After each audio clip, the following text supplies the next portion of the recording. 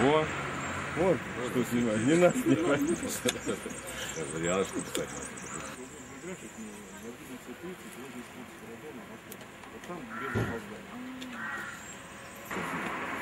Все. Чули? Вот, вам, что, Саня?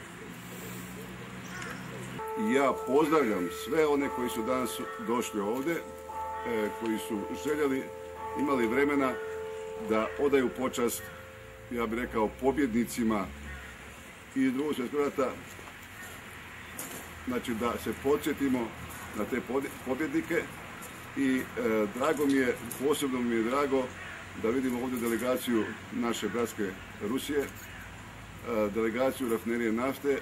Ja to gledam i kao delegacija Rusije i kao delegacija rafinerije nafte, naše firme i njihove. I kažem, posebno zahvaljujem se im, znači, što su došli i što su ovdje prisutni. Mi smo evo ovako ovo zamislili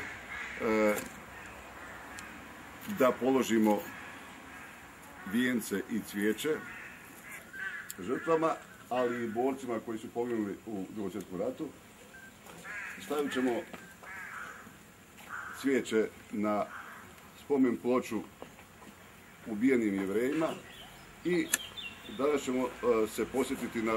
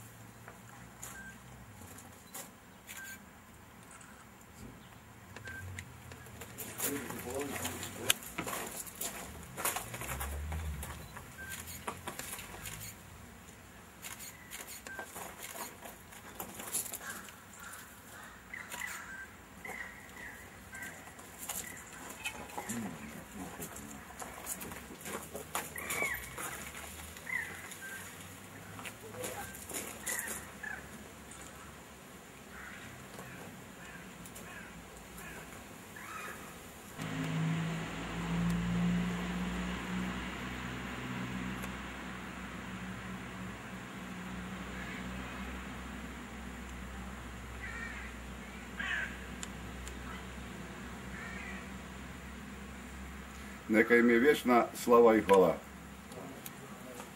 A sada vas molim sve...